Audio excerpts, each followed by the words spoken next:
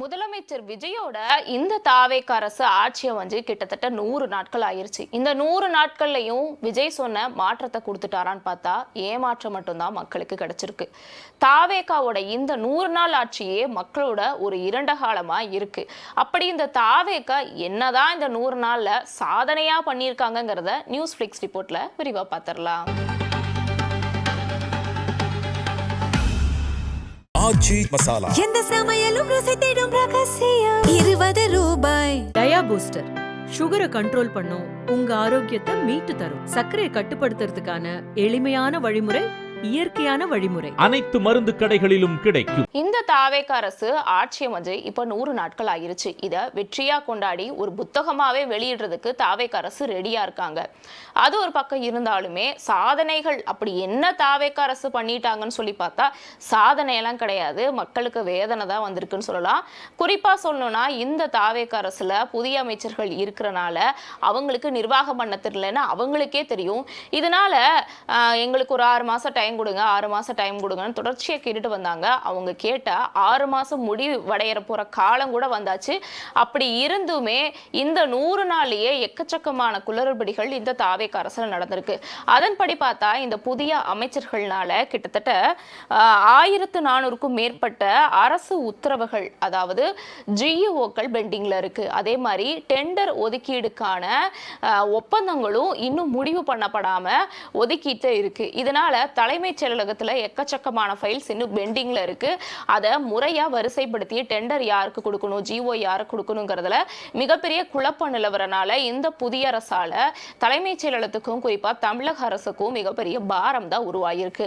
அடுத்து இந்த தாவேக அரசுல நடந்தது மிகப்பெரிய சர்ச்சையானது இப்ப சமீபமான மின்கட்டண உயர்வு, சொத்து வரி உயர்வும் தான். மின்கட்டண உயர்வு அதுவும் எந்த அளவுக்கு ஆயிருக்குன்னா, சரியா சொல்லணும்னா கிட்டத்தட்ட 3,70,000 மின் இணைப்புகள்ல மின்கட்டண உயர்வு நடந்திருக்கு. இதை தாவேக அரசு பகிரங்கமா ஒத்துக்கலைனாலும் செய்திகள் வழியா வெளியே வந்துருச்சு. அது மட்டும் இல்லாம போன மாசம் மின்கட்டணம் செலுத்திட்டு இருந்தவங்களோட மின்கட்டணம் 2 மடங்கு அதிகமாயிருக்கு. 500 ரூபாய் கட்டிட்டு இருந்தவங்களுக்கு 2,500 ரூபாயும், 10,000 ரூபாய் கட்டிட்டு இருந்த இந்த கடை வச்சிருக்கவங்கள 10,000 ரூபாய் அந்த மாதிரி கட்டுவாங்க. அவங்களோட மின்கட்டணங்கிறது 60,000 70,000ன்னு 3 மடங்கு 4 மடங்கும் அதிகமாச்சு. அதே மாதிரிதான் சொத்து வரியிலையும் இந்த அரை நூற்றாண்டுக்கான சொத்து வரியை செலுத்துவாங்கல்ல, கடை வச்சிருக்கவங்க அல்லது வீடு வச்சிருக்கவங்க, அவங்களோட சொத்து வரியுமே டபுள் இல்ல ட்ரிபிள் மடங்கு அதிகமாயிருக்கு. அதன்படி பார்த்தா முகப்பேர்ல இருக்கக்கூடிய ஒருத்தரோட அரை ஆண்டுக்கான சொத்து வரி 13,000 இருந்து 63,000 உயர்ந்திருக்கு. அப்புறம் காரப்பாக்கத்துல 895 ரூபாய் கரண்ட் பில் கட்டிட்டு இருந்தவரோடது 1,839 ரூபாயா 2 மடங்கு அதிகமாயிருக்கு. இப்படி கரண்ட் பில் அதிகமானது மட்டும் இல்லாம சொத்து வரி அதிகமானது மட்டும் இல்லாம சொத்து வரி மின்கட்டண உயர்வு மட்டும் இல்லாம சைலண்டா நம்ம தமிழகத்தில் இருக்கக்கூடிய பிற மாவட்டங்கள்ல பிரைவேட் பஸ்ஸுக்கான டிக்கெட் விலையும் அதிகமாயிருக்கு. இது தமிழ்நாடு முழுக்க இப்ப சமீபமா பேசுபொருளாயிருக்கு. சென்னையை பொறுத்த வரைக்கும் சென்னை மாநகராட்சி பேருந்துகள்ல தான் பொதுமக்கள் எல்லாரும் பயணம் பண்ணுவாங்க. ஆனா ஊர் சைடு போய்கிட்டா பிரைவேட் பஸ்ல தான் எல்லாரும் போவாங்க வருவாங்க. இந்த பட்சத்துக்கு பிரைவேட் பஸ் அதிகமா பயன்படுத்துறதே பொதுமக்கள் தான். அவங்க பயன்படுத்தக்கூடிய அந்த பிரைவேட் பஸ்ல இப்போ 6 ரூபாயா இருந்தது 10 ரூபாயா இருந்த டிக்கெட் எல்லாமே டபுள் மடங்காயிருக்கு. 12 ரூபாய் 20 ரூபான்னு டபுள் மடங்காயிருக்கு. இதுவுமே இப்போ மிகப்பெரிய சர்ச்சையாயிருக்கு. சொத்து வரி மின்கட்டண உயர்வு மட்டும் இல்லாம இப்போ தனியார் பஸ்ஸோட விலையும் உயர்ந்துருச்சா. அதுக்கப்புறம் இப்ப நடந்திருக்கக்கூடிய சட்டசபையில முதலமைச்சர் விஜய் 75,000 வரைக்கும் வாங்கியிருக்கக்கூடிய விவசாயிகளோட பயிர்க்கடனை தள்ளுபடி பண்ணுவேன்னு சொல்லியிருக்காரு. அந்த 75,000 வரைக்கும் தான் தள்ளுபடி பண்ணுவேன்னு சொல்லியிருக்காரு. இப்பயும் முழுசா பயிர்க்கடனை தள்ளுபடி பண்ணல.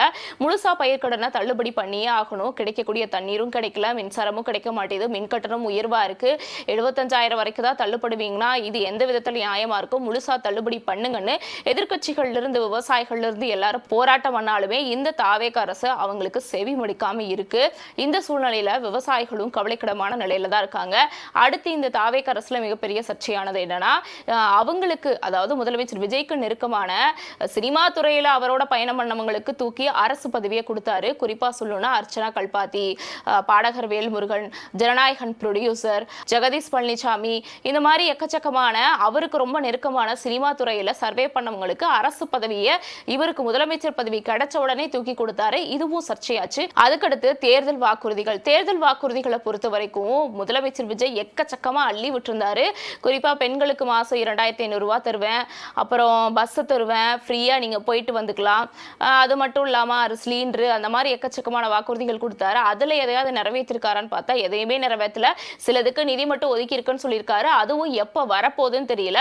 சோ இந்த சூழ்நிலையில தேர்தல் வாக்குறுதிகளையுமே அறிவிச்ச தேர்தல் வாக்குறுதிகளையுமே இந்த தாவேக அரசு நிறைவேற்றாம கோட்டை விட்டுருக்காங்க. அறிவிச்ச தேர்தல் வாக்குறுதிகளை நிறைவேற்றுங்கிற பேர்ல அதுலயும் எக்கச்சக்கமான குளறுபடிகளை பண்ணி வச்சிருக்காங்க. அடுத்து இந்த தாவேக அரசு தான் உலகத்திலேயே தலை சிறந்த அரசு மாதிரியும், இங்கதான் தூய்மையான அரசும் மக்களுக்கான அரசும் நடக்கிற மாதிரி ஒரு ஃபேக்கான செய்திகளை காசு கொடுத்து வட இந்தியால பரப்பி விட்டுட்டு இருந்தாங்க. குறிப்பா அடுத்த PM மோடி கிடையாது, நம்ம முதலமைச்சர் விஜய் தான் அப்படிங்கிற ரேஞ்சுக்கு வட இந்திய சமூக வலைதளங்களை பயன்படுத்தி இந்த முதலமைச்சர் விஜயை பத்தி ரொம்ப பாசிட்டிவா பேச வைக்கிறதும், ரீல்ஸ் போடுறதும், மீம்ஸ் போடுறதுன்னு வட இந்தியா சைடு எக்கச்சக்கமான பொய் செய்திகளை பரப்பி விட்டுட்டு இருந்தாங்க. அடுத்து இந்த தாவேக அரசுல முக்கியமான சில அமைச்சர்கள்லாம் இருந்தாங்க. குறிப்பா சொல்லணும்னா சரத்குமார், கீர்த்தனா, ராஜ்மோகன் உட்பட, ஆதவர்ஜனா உட்பட பல அமைச்சர்களும் இருந்தாங்க. அவங்க பேசின சில வார்த்தைகள், சில செயல்கள் எல்லாமே சர்ச்சையில் ஆச்சு. குறிப்பா சொல்லணும்னா அமைச்சர் சரத்குமார் ஒரு விளையாட்டு மைதானத்துல உட்கார்ந்து போதைப் பொருள் பயன்படுத்தினாரு அப்படின்னு சொல்லி திமுகவினர் இப்ப கூட சட்டசபையில குற்றம் சுமத்துறாங்க. அந்த அளவுக்கு அவரோட சர்ச்சை பெரிய பொருளாச்சு. அதுக்கப்புறம் கீர்த்தனா அவர்கள் பள்ளிக்கூடத்துல போய் ஆய்வு பண்றங்கிற பேர்ல மாணவர்களை இழிவுபடுத்துற மாதிரி நடத்தினாங்கன்னு சர்ச்சையாச்சு.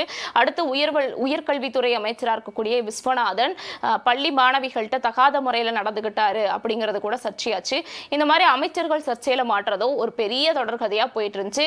இது மட்டும் இல்லாம இந்த தாவேக அரசுக்கு பெரிய இடியா வந்து விழுந்தது. அவங்கவே எதிர்பார்க்காதது என்ன ஒண்ணுனா, கரூர்ல பாதிக்கப்பட்ட மக்களுக்கு, அதாவது தாவேக விஜய பார்க்கறதுக்காக வந்த அவரோட கட்சிக்காரவங்க கரூர் கூட்ட நெரிசல்ல சிக்கி உயிரிழந்தாங்க. அவங்களுக்கு இப்ப ஆட்சி அமைஞ்சதுமே ஏதோ சொல்லாம முதலமைச்சர் விஜய் அரசு பதவியை தூக்கி கொடுத்தாரு. இது எப்படி நீங்க கொடுக்க முடியும், இது உங்க வீட்டு சொத்தான்னு மதுரை கிளை உயர்நீதிமன்றம் மண்டையில நறுக்குன்னு கொட்டு வச்சது மட்டும் இல்லாம அந்த அரசு வேலையை ரத்து பண்ணிருக்காங்க. இது தாவேக அரசே எதிர்பார்க்கல. ஆனா திமுகவும் மற்ற எல்லா கட்சிகளுமே கண்டனம் தெரிவிச்சாங்க. இப்படி பண்ணக்கூடாது, ஊரா வீட்டு நெய்ல உங்க வீட்டுக்கு ஸ்வீட் செய்யக்கூடாதுன்னு கூட நிறைய பேர் கண்டனம் தெரிவிச்சாங்க. அதையும் மீறி தாவேக அரசும் முதலமைச்சர் விஜயும் அரசு பண்ணி கொடுத்து இப்போ மதுரை கிளை உயர்நீதிமன்றத்துக்கிட்ட கொட்டு வாங்கினாங்க.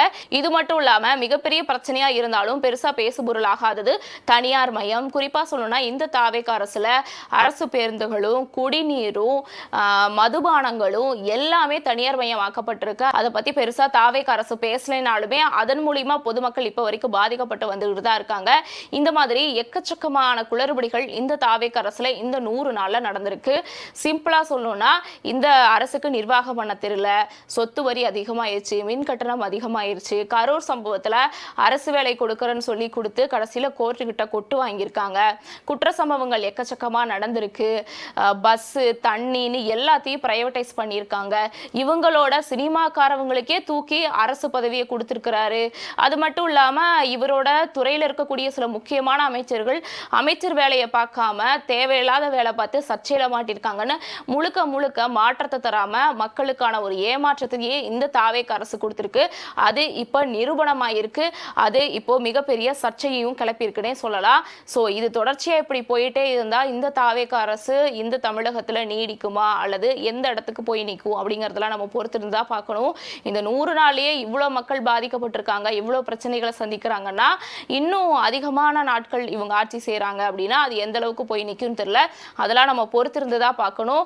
இப்போதைக்கு இந்த 100 நாள் ஆட்சியை அவங்க சாதனையா வழக்கம் போல எது பண்ணாலும் ப்ரொமோட் பண்ணிட்டு எதை பண்ணாலும் பாசிட்டிவா ஒரு நரேட்டிவ் அவங்களோட தாவேக தொண்டர்களுக்கு செட் பண்ணாலுமே உண்மையாமே மக்களுக்கு இந்த தாவேக அரசு எப்படிப்பட்ட அரசுங்கிறது தெரியாமலா இருக்காது, தெரியும். மக்கள் இப்பயே வெளிப்படைஞ்சிட்டாங்க. இதுக்கு மேலேயும் முட்டாளா இருக்க மாட்டாங்கிறது இந்த 100 நாள் ஆட்சியிலிருந்தே தெரிய வருது. நீங்க என்ன நினைக்கிறீங்க இந்த தாவேக அரசோட 100 நாள் ஆட்சியை பத்தி? மறக்காம உங்களோட ஒப்பீனியனை கமெண்ட்ல சொல்லுங்க. நாளைக்கு வேற ஒரு வீடியோவோட சந்திக்கலாம். நான் செல்வி.